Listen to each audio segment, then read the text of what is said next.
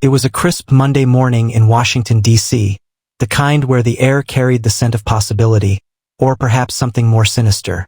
The United States President, Donald J. Trump, stepped out of his armored Cadillac, known as the Beast, adjusting his signature red tie as he approached the entrance to the United States Secret Service headquarters. This visit was meant to be routine, a casual check-in with the men and women responsible for protecting him, ensuring national security, and upholding the integrity of the highest office in the land. But the moment Trump walked through the reinforced glass doors of the headquarters, he could sense something was off. Normally, the Secret Service headquarters bustled with sharp-eyed agents, their movements disciplined and precise, their eyes constantly scanning. But today, an eerie stillness blanketed the facility. The front desk, usually manned by vigilant personnel, was deserted. The fluorescent lights flickered, casting unsettling shadows down the empty hallway. Trump's instincts, honed from years of navigating high-stakes business deals and political maneuvering, screamed at him. Something wasn't right. He turned to the two agents flanking him, men he had trusted with his life countless times. "Where is everybody?" he asked, his voice firm but calm. The agents exchanged a glance. We don't know, sir," one of them admitted. "This isn't normal." Trump straightened his posture and nodded. "All right," he said, stepping forward. "Let's find out what the hell is going on." As they walked deeper into the building, the silence became oppressive. The air smelled faintly of ozone and something else, something metallic like blood. Every office they passed was empty, every corridor vacant. The deeper they ventured, the stronger the uneasy feeling became. Then they reached the control room, a place that should have been packed with surveillance personnel monitoring threats 24/7. The room was dark, and when the emergency backup lights flickered on, Trump's breath caught in his throat. As the dim emergency lights cast an eerie glow over the control room, Trump's eyes darted across the scene before him. Chairs lay overturned, coffee cups spilled onto desks, papers scattered like the aftermath of a tornado. The massive surveillance screens, which should have been displaying real-time security feeds, flickered with static. But what truly made his stomach drop was the sight of several Secret Service agents slumped over their stations, motionless. "Good God," one of the agents beside Trump muttered, drawing his firearm. "Are they dead?" Trump stepped forward cautiously, his sharp gaze analyzing every detail. The agents appeared unconscious rather than dead. Their bodies bore no visible wounds, no signs of struggle. One of them, a young woman, had a pen still clenched in her fist as if she had collapsed mid-report. "Check their pulses," Trump commanded. His security detail moved quickly, kneeling beside the downed agents. After a tense moment, one of them exhaled. "They're alive. Barely. Pulses weak, but steady." Trump's mind raced. What the hell happened here? Suddenly, a low hum filled the room, sending a shiver down his spine. The surveillance monitors flickered again, and this time, the static gave way to something more terrifying. A grainy video feed of a dark figure, standing in what looked like the very hallways they had just walked through. The figure wore a mask. Its outline was human, but something about it was off. The image distorted, as if the camera was struggling to process its presence. And then the figure moved. Trump's instincts kicked in. "We're not alone," he growled, turning to his agents. "Get those weapons ready. I want answers." A voice crackled over the intercom, deep and mechanical. "Welcome, Mr. President. You are exactly where we wanted you to be." Trump's jaw clenched as the distorted voice echoed through the control room. His security detail immediately went into formation, their firearms drawn, scanning the area for any movement. The surveillance monitors continued to flicker, and the masked figure on the screen took a step closer. "Who the hell are you?" Trump demanded, his voice unwavering. There was a brief silence, followed by a chilling chuckle over the intercom. "You'll find out soon enough, Mr. President." The hum in the air grew louder. One of the unconscious agents stirred slightly, groaning, but still too weak to move. Something had incapacitated them but not killed them. Trump turned to one of his men. "Get in touch with outside command. I want this place locked down. Now. The agent nodded and pulled out his encrypted radio, but as soon as he pressed the button, a burst of static erupted from the device, nearly deafening them. The agent yelped, dropping it to the floor as it sparked violently. Damn thing's fried, he muttered. Trump narrowed his eyes. Whoever was behind this had cut off all communication. That wasn't just an attack, it was a trap. All right, Trump said, cracking his knuckles. No way in hell I'm playing into some punk's little horror movie. We find them. We stop this. A sudden loud bang came from the hallway, making the walls vibrate. The fluorescent lights flickered even more wildly, and the security screens went pitch black. And then, a single phrase appeared on every monitor in glowing red letters. Time's up. Before Trump could react, the emergency doors to the control room slammed shut behind them with a deafening clank, sealing them inside. The President of the United States was officially trapped. The metallic slam of the emergency doors sent a shockwave of tension through the room. Trump spun around, fists clenched, as the sound echoed into silence. His agents were already working, prying at the sealed doors, but they wouldn't budge. Damn it, one of them muttered, running a hand over the panel beside the door. Security override is offline. We're locked in. Trump exhaled sharply, his mind working at full speed. The flashing red letters on the surveillance monitors still glowed ominously. Time's up. But for what? A bomb? A direct attack? A cyber infiltration? He wasn't about to wait and find out. All right, listen up, Trump said, his voice steady but firm. We've got two priorities. First, getting out of here. Second, finding out who's behind this. An agent, a stocky man with a buzz cut, nodded. We could try the maintenance tunnels beneath the control room. If this is a lockdown, there's a chance those exits are still open. Then let's move, Trump ordered.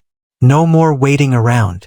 As they maneuvered around the unconscious agents on the floor, Trump paused. He had seen many things in his life, boardroom betrayals, political backstabbing, even assassination attempts. But this was something different. It was precise, calculated. Someone had engineered this moment. As they moved toward a side access panel, a low creaking noise filled the air. The agents raised their weapons instantly, forming a protective shield around Trump. Something's in here, one whispered. Then, just as suddenly, the surveillance monitors flickered back to life. A new image appeared, grainy, distorted, but unmistakable. It was Trump himself. The video showed him walking down the very same hallway he had entered just minutes ago. But there was something chillingly off about the footage. His movements were just a second too slow, his posture too rigid, as if he were being manipulated like a puppet. What the hell? Trump muttered. And then, on screen, the other Trump turned to face the camera, straight at them. Its lips curled into a smirk. You're too late. Then the power completely cut out, plunging the room into darkness. The darkness swallowed them whole. For a moment, the only sound in the control room was the measured breathing of Trump and his agents. Then footsteps, slow, deliberate, coming from just outside the room. Trump's grip on reality tightened. The surveillance footage had shown himself, or something that looked just like him, staring straight into the camera. But that was impossible, wasn't it? Lights now, Trump commanded, his voice unwavering. One of the agents fumbled for a tactical flashlight, clicking it on. The narrow beam sliced through the darkness, revealing the stark white walls of the control room. Then bam, a deafening thud rattled the metal doors, as if something or someone was trying to force its way in. The steel groaned under the impact. Move! We need that maintenance exit, one of the agents shouted. They scrambled toward the access panel, but before they could pry it open, a low, mechanical voice whispered through the room. Nowhere to run, Mr. President. Trump turned sharply. The monitors, despite the complete blackout, had somehow powered back on.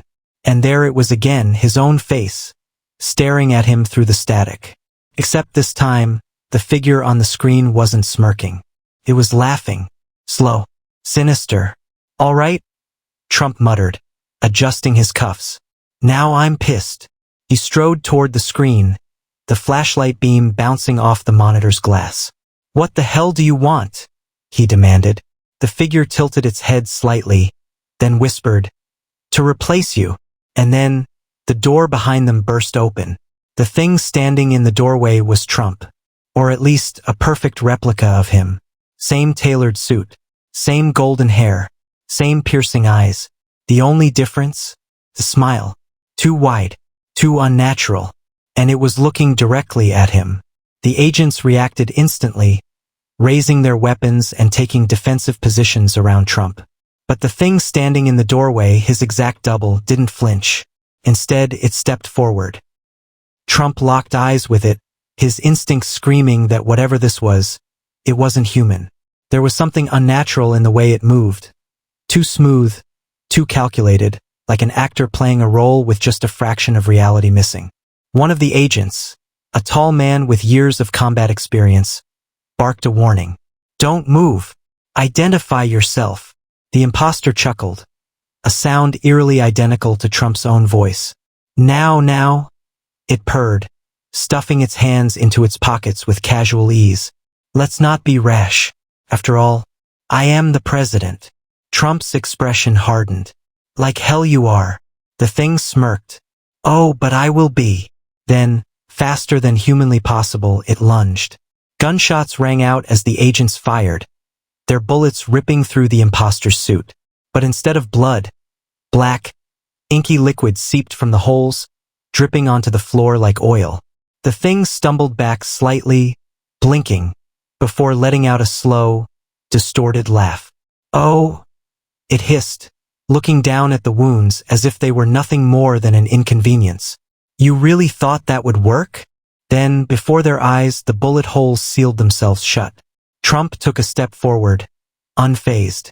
All right, pal. I don't know who or what you are, but I'll tell you this. Nobody replaces me. Not in my own damn country. The imposter's grin widened. That's what they all say. With a sudden, inhuman speed, it lunged again, knocking two agents aside like ragdolls. Trump barely had time to react before it was face to face with him. And then it whispered something that sent a chill down his spine. You've been chosen. The words, you've been chosen, hung in the air like a death sentence. Trump didn't flinch. He had stared down ruthless businessmen, corrupt politicians, and world leaders trying to outmaneuver him. But this was something else. Something beyond comprehension. Before he could react, the imposter struck, his fist colliding with Trump's chest, sending him staggering back. It wasn't just strength. It was inhuman force. Mr. President, an agent shouted, diving in front of Trump, weapon raised. He fired again, but the bullets merely slowed the thing down, the wounds closing almost instantly. The imposter wiped a smear of the black liquid from its mouth and smirked. I was hoping for a bit more fight, Donald. Trump adjusted his tie, straightened his posture, and narrowed his eyes. Oh, you want to fight? He cracked his knuckles. Buddy, you just picked the wrong damn president. With a sudden burst of energy, Trump charged. His agents barely had time to react as he slammed into the imposter, knocking it backward into a row of computer terminals. Sparks flew, screens shattered, and the creature let out a sharp hiss as electricity surged through its body. For the first time, it looked pained. Trump didn't hesitate. He grabbed a metal chair and swung it like a baseball bat, smashing it across the imposter's face. The impact sent it skidding across the floor, its body twitching as the black substance leaked more profusely. Not so tough now, are ya? Trump taunted, rolling his shoulders. The imposter twitched, struggling to its feet. The smirk had faltered. You shouldn't resist, it rasped, its voice briefly glitching. One of the agents rushed up. Sir, we need to get you out of here. Now. Trump nodded. Agreed. But not without knowing who sent this thing. He turned back to the imposter, who was now hunched over, glitching. Its form flickered, as if it were struggling to maintain its shape. And then it laughed. You still don't get it, it rasped, locking eyes with Trump. And then it said something that made everyone freeze. I'm not the only one. The lights flickered wildly. The control room monitors turned back on, this time showing more imposters. Walking, moving, multiplying. Dozens of them. And they all looked exactly like Trump. Trump's eyes darted to the monitors. The screens flickered, glitching between live security feeds and distorted images of multiple copies of himself moving through the hallways of the Secret Service headquarters. There weren't just a few. There were dozens. Each one walked with that same eerie confidence, the same smirk, the same golden hair. But their eyes were empty. One of Trump's agents swore under his breath. What the hell are we dealing with? The original imposter let out a wet, glitching laugh from the floor, struggling to stand. Its form twitched as it attempted to stabilize itself. Trump didn't hesitate. He grabbed the nearest fallen agent's sidearm, took aim, and fired one last shot, straight into the thing's head. Bang! The imposter's body convulsed violently, the black liquid spraying across the floor like oil. Its form began to deteriorate, flickering in and out of existence. And then, it collapsed into a puddle of black sludge. For a moment, silence. Then, the speakers in the control room crackled to life. You can't stop what's already begun. Trump's grip on the gun tightened. His mind was moving at lightning speed. This wasn't just an infiltration, this was a coordinated attack. They're replacing me, he muttered under his breath. One of the agents turned to him, wide-eyed. Sir, they're creating clones. Imposters, Trump said, his voice sharper now, anger replacing confusion. Someone, something, is trying to make the world believe I'm not me. The agent's face paled. And if they succeed, Trump nodded. Then the real me disappears. And nobody even notices. Suddenly, the monitors changed. A new image filled every screen. It was the White House. The camera angle showed the Oval Office, live in real time. And sitting behind the resolute desk was another Trump, casually flipping through documents, looking right into the camera. Then the imposter president on screen spoke. The transition is already underway. Say goodbye, Donald. Then the entire building shook. An explosion.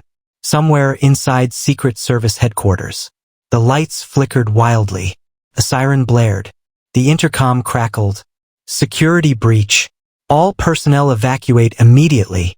Trump turned to his agents. We're getting out of here. Now. And as they ran toward the maintenance exit, Trump clenched his jaw, eyes burning with determination. Whoever or whatever was behind this had just made the biggest mistake of their life. The building shook again, a deep, rumbling explosion vibrating through the walls as emergency sirens blared. Smoke seeped through the ventilation grates, and the red emergency lights flickered ominously. Trump and his agents rushed toward the maintenance tunnel access, the sound of the alarm nearly drowning out the distant, rhythmic thud-thud-thud of footsteps. Many footsteps, closing in behind them. They're coming? An agent hissed, glancing back. Trump didn't slow down. Then we better move faster. One of the agents reached the maintenance hatch first, yanking the handle. Damn it! It's locked. Trump shoved him aside. Stand back. With a forceful kick, the metal door groaned before snapping open, revealing a dimly lit tunnel descending into the depths of the building. The air inside was stale, but more importantly, it was clear.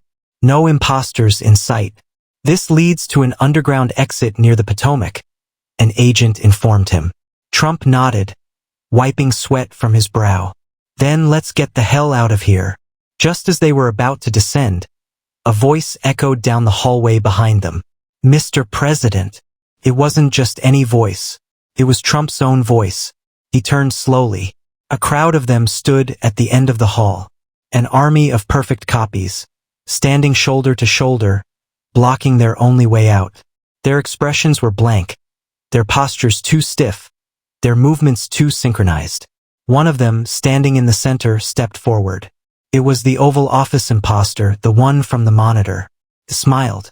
You've had a good run, Donald. But it's over now. Trump gritted his teeth. Over? Buddy, you're talking to the king of comebacks. The imposter army advanced. Trump didn't wait. He jumped into the tunnel. His agents followed, slamming the door shut behind them. Then they ran. Through the dimly lit underground corridors, past decades-old piping and reinforced concrete. They sprinted for their lives. Behind them, the sound of metal being torn apart filled the tunnel. The impostors were breaking through. An agent glanced back, pale-faced. "Sir, they're gaining on us." Trump didn't slow down. Then up ahead, light. An exit. Freedom. But they were running out of time. And the enemy was right behind them. The exit loomed ahead. A metal door bathed in the pale glow of emergency lighting. Freedom was just within reach, but behind them the impostors were closing in. Trump could hear them. A dozen identical voices, all mimicking his own speech patterns, whispering, laughing, calling his name. His agents pushed forward, but Trump suddenly stopped. "Sir!" one of them shouted. "We have to move." Trump turned sharply, his eyes blazing with determination. "No, we end this here." The agents hesitated for a moment, but when they saw the fire in his eyes, they knew.